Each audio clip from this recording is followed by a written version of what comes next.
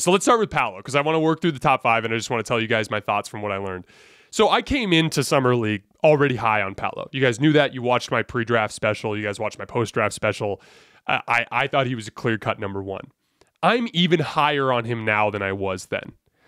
His combination of size, he's so, first night on Thursday night, it was Paolo versus Jabari. He is so much bigger than Jabari. It's not even funny. And an entirely different level of presence in terms of his physical presence. His combination of size and body control, how nimble he is, gives him so much capability to get to his spots. We're going to talk about this with Jabari Smith Jr. here in a minute, but he can't dribble the basketball right now. Paolo's not much better at dribbling the basketball. He's a little bit, but not much better. But he has the ability with his body to protect the basketball. And that kind of allows him to, even though he's a somewhat weak ball handler, to get to his spots. You guys probably noticed in that game yesterday that he missed a lot of fadeaways. And I understand that. But what I was looking at there was how he was able to get to his spots and comfortably get a fadeaway off. In general, he didn't shoot well yesterday. His shot has a long way to go. The big thing with him for his ultimate ceiling will be his ability to shoot the basketball. I don't think that's going to be a problem, though. His form is more than good enough. I was impressed by his ability against great defensive players and in super intense settings. Like I said, this is such a great way to evaluate because the players on the floor are fighting for their NBA lives. And if they can lock up Paolo, that looks great for them in their attempt to get a job in this league, right? And Paolo was just comfortably getting wherever he needed to on the floor. And that was the most impressive part of his game. He almost has like a little bit of a LeBron, Giannis type of thing where I believe he shot 15 free throws yesterday. He had 20 overall through the 2 games that I saw. Once he kind of gets by you off the dribble and starts going downhill, he's so damn big that like everybody doesn't really have much of a choice but to foul him. As long as he's strong with the basketball, they just start kind of wrapping him up. And it's like, yeah, if some of them are ticky-tack, but it's like he's getting fouled as he's rolling downhill towards the lane. There were a lot of plays where you're like, oh, they're going to blow the whistle here. He's going downhill and everybody's grabbing him. And again, I think I attribute it to the combination of size and body control. Like the body control is crucial for the back to the basket stuff. He's so good at getting you on his backside, feeling which shoulder you're on, and then spinning the other way. Generally speaking, when a player puts his back into you and starts to back you down, you have to push back on him to hold your ground. I mean, some people can pull the chair, but you have to try to hold your ground. When you hold your ground, chances are you're going to be leaning on one of his shoulders, and he'll feel where you're at, and he'll spin off of that shoulder. He's got he does kind of like that LeBron full court post-up thing where he'll be working from the top of the key with the dribble. He'll push hard to the elbow. You'll cut him off, and then he'll spin back to the middle. He got bothered a little bit by help there at that spot on the floor. He had some turnovers that were sloppy there, but that's stuff that'll come in time as he gets better at seeing the floor.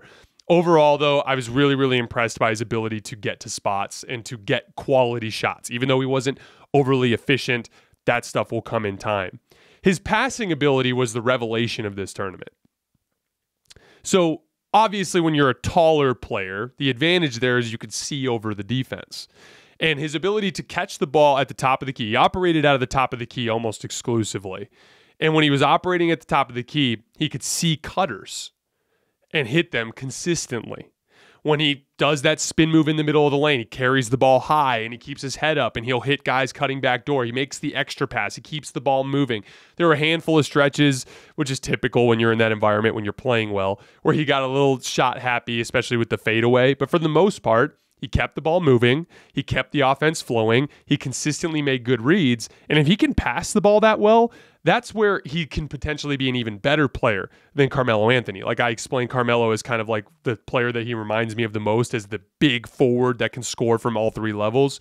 Like if Paolo can get that, if Paolo can get the passing ability and his defense, which we're going to talk about in a minute, even if he doesn't reach the ultimate offensive ceiling that Carmelo had, he can be a better player overall. With his defense, he makes plays with his length, which is to be expected because he's a little bit big and a little bit heavy, doesn't have overly quick feet. He did get beat on closeouts a bunch. He does give up dribble penetration. That's to be expected. But overall, with his overall impact as a shot blocker There was a play in the second half of that game where he was on the right block, and there was a skip pass to the opposite wing, and he closed out from underneath the basket to block a three-pointer. A lot of you guys probably remember the play in overtime where I can't remember who it was for Sacramento, but someone drove to the basket and had a wide open layup, and Paolo made an extra effort play from out of the play to come over and block the shot from behind. He got called for foul, but they reviewed it and they overturned it. He made a lot of plays defensively just with his length. And that's awesome because his instincts will get better. His foot speed will get better as he becomes an elite NBA athlete in terms of taking care of his body. He will get better at that stuff. So to see him already making plays with his length is super impressive. And last but not least, his demeanor, and this is the kind of thing you can only notice when you're there in person. This dude is a competitor. He's angry when he makes mistakes, but he doesn't sulk. He lifts up his teammates. He makes the right play. He won the game making a pass when they went to sudden death. By the way, incredible game. Moment of the entire summer league. The Magic are up by 6 with like 10 seconds left, and the Kings go down and make a three, force a steal on the inbounds, and Keegan Murray actually patiently pump fakes and knocks down this three. The arena completely explodes. It was awesome. Then they go into overtime. It's this epic play where Paolo ends up blocking the dude at the end to save the game, and then the half-court shot almost goes in, and then it's sudden death overtime. But in sudden death overtime, the crowd is egging Paolo on to take one of his fadeaways to try to win the game, but he just made the right play. He saw his big man cutting underneath the basket and hit him. They made the layup, and the game was over. My friend Roosh Williams, who covers the Houston Rockets, was down in the scrum, and he asked Paolo about his fadeaway, and he said it's something that he's been working on a lot, but that he doesn't want to fall in love with. Just says all the right things. Super smart kid, is already savvy with the media. I thought he was a clear number one, and I thought he had a super, super impressive start to Summer League. Moving on to Chet. So Chet had 12 blocks through 3 Summer League games, which was the most that you've seen in Summer League in 5 years. His blocks were impressive to me because of his the second efforts that he was making in the out of area plays. It's not like he's just the low man, underneath the basket and guys are driving right into him and he's getting a block, or he's guarding a player and the player's driving into him and he's, absorbing contact and blocking the shots. In a lot of these situations, he's completely out of the play, either in transition or he's 2 passes away, and he's making extra efforts to come over and block shots, which is what you have to do to get 12 blocks in 3 Summer League games. No one's stupid enough to just repeatedly drive right at Chet Holmgren and try to take layups. That would be a suicide mission, right? Chet was making these plays out of area, which I was super, super impressed by. First of all, his handle was probably better than Paolo and Jabari. Maybe not quite Paolo, but he's at that level. He handles the ball really well in space, in transition. That was the most impressive part, probably, that I saw from Chet, was just when he gets the rebound and he leads the break. He had a couple of really nice dishes in transition, including one for a layup at the start of the game. Just confidently dribbling the ball up the floor with his head up, keeping himself aware of the options that he had around him. The one thing I did notice, though, is that when he handled the ball well in space, but when he was pressured, he struggled, which is typical for tall guys. Think of it like this. A short player, the distance that the ball has to travel to get to the ground is significantly less. A tall player, the ball is just moving a lot more from higher off the ground. There's just more room for people to get in there. That was where Jabari Smith was most important. In the first game on Thursday night, he definitely let Paolo get way too comfortable, giving him space. In this game, he was getting up into Chet every time he had an opportunity, and he actually forced a lot of turnovers, taking the ball away from him. The best example I could think of to kind of explain this concept to you guys is like what happened with Jaylen Brown in the finals. When you're dribbling the ball in traffic and people are allowed to kind of hit at your arms, it's hard to dribble no matter how good you are at ball handling, because it's not like you... Like if your brain is planning for the ball to be in one place and some dude hits your arm, you're not going to get the basketball. So where Paolo has this figured out is he turns his back to you and he protects the basketball with his body. That's what you have to do as a tall guy. So both Jabari Smith and Chet will have to learn, especially even as they get better as ball handlers, to use their body to protect the basketball, because they're never going to be able to just mix up in front of people because of how tall they are. his defensive presence is real. Like I mentioned earlier, there were a handful of plays where guys drove right at him, but most people aren't actually challenging him if they can't avoid it. His motor is real. Out of area plays, extra efforts. He is running up and down the floor in transition. He doesn't look like one of those classic big guys that hates basketball. He's a competitor. You can see it in his demeanor. He similar stuff to Paolo, like angry when he makes mistakes, cheers on his teammates, has all of that positive, infectious energy. I was definitely a fan. He didn't necessarily blow the roof off of that place with his skill. Didn't shoot the ball well. Struggled, like I said, handling the ball around Jabari, but you can see the tools there, especially on the defensive end. He had this screen and roll with Josh Giddey that was really effective yesterday. Now, Josh Giddey ended up looking like the star in this particular play, and don't get me wrong, Josh Giddey was the best player on the floor, but a lot of it has to do with the way teams guarded the pick and roll. And it was exciting because you're going to see this pick and roll a ton over the course of the next few years. Josh Giddey with Chet Holmgren. So usually you'll see when teams are guarding a pick and roll, they'll usually prioritize one over the other. They'll either bracket the ball handler, meaning like the big man will come over to the ball handler in a drop and the guard will chase over the top and they will kind of bracket and try to corral the ball handler, or they'll prioritize the roll man. The guy who's guarding the screener will stay with the roll man to take away the roll, in which case the guard has to do a lot more work to get over the screen.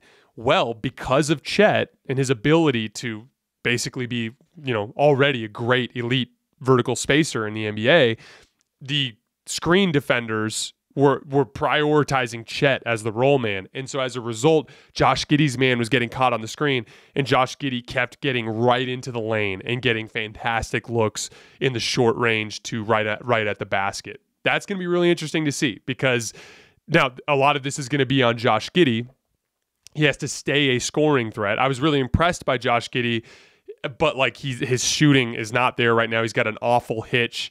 He doesn't dip his legs the way he's supposed to. He looks very rigid while he's shooting, so he's going to have to work some stuff out on that front, because if he can get the defense to key in on him as the screen and roll guy, that's where Chet will have openings in pocket passes and in lob passes up around the basket. One last note on Josh Giddey. Obviously, his passing is amazing. You guys all know that. The specific type of passing that he does that I think is super interesting are these baseball skip passes. And I think I tweeted about this yesterday, but it's such a great way to combat help defense. Because if you got the ball on the left wing and, the defender guarding the guy in the weak side corner has a foot in the paint or a foot by the block, it makes it hard to do things on the strong side of the floor, driving to the basket, running screen and roll, because that defender's in there. But if you throw a skip pass, like usually the guy has time to close out because it's such a large chunk of the floor that the ball has to cover. But, and LeBron made this famous over the years, but Josh Giddey has this as well. If you can lull the defense to sleep by keeping your attention focused on one side, but then hurl a quick baseball pass that's on a rope that hits the shooter in the pocket, that will not only will it generate an open look, and he got 3 assists early in the game with those baseball passes, but it also causes that help defender to think twice about coming that far over. And if you're always paranoid about a LeBron or a Josh Giddey making that baseball skip pass, it pulls that defender an extra step closer to that weak side corner, which opens everything up for you on the strong side to run your actions. But I'm really impressed by Josh Giddey. He did a great job of like getting into the lane and initiating contact and using his size to euro over the top to make plays, scoring and dropping off to Chet. He had one in the first half of that game where he did that euro step and Chet got a dunk on it. But he definitely has to work out something with his shooting. And it's not just his jump shot, it's also his touch. He missed a lot of floaters and hook shots in that like 5 to 10 foot range. Guys, that's what makes Luka so deadly, is when he gets to those spots on the floor as a big point guard, he's so good at making those short range shots. Josh Giddey has the potential to do some of that stuff. He just needs to work on that touch in that spot on the floor. With Chet, one last note with him. The Kenny Lofton game, which was I believe it was in Utah. Everybody saw that. Chet Holmgren has this incredible first game, and then Kenny Lofton just bullies him.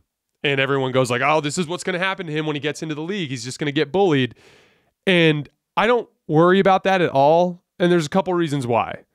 How many players in the league play like Kenny Lofton? Like maybe Julius Randle, right? Like maybe. And not to say that there are guys that play bully ball, but not like that, they don't. And there's tons of film from when I was studying Chet of guys attempting to bully him and him still blocking them because of his unique, combination of physical tools. So I wouldn't overreact to the Kenny Lofton thing. Kenny Lofton is a very unique player, and he's going to make that Memphis roster. I don't know that he'll be in the rotation because what I worry about with Kenny Lofton is his foot speed and his ability to cover on defense in a 5-out system, just because I don't think he's fast enough. But Kenny Lofton is going to bully people out of the post at the NBA level, regardless of. I mean, there's only going to be a handful of guys that can actually check him physically, so that I wouldn't overreact to that for Chet. Chet is an immediate impact player right now in the NBA as a stretch 5. He has a ridiculously high ceiling if things break right. I was impressed with him, even though he didn't play exceptionally well. Jabari Smith Jr. So on offense right now, the only thing he can do is rise and fire. He's tall, he's long, and he's got a good shot. So he can just elevate over the top of most people. That's the only way he can get to a shot right now, though. Can't dribble at all. And doesn't have that ability to protect the basketball that I was talking about where he turns his back to the defender. Now, the rise and fire thing is a good foundation. It's a great place to start, especially with how well he can shoot the basketball. But it's just a foundation. He has so much more that he has to build around that.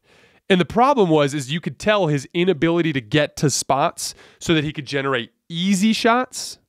That started to affect his confidence. So then even when he was rising and firing, he wasn't hitting. And I can't remember what he finished with yesterday, but I think he was like 3 for 16 from the field at one point, and he had missed some makeable shots. But that's what happens when you don't have a way to generate easy shots on a night like that. It starts to get in your head.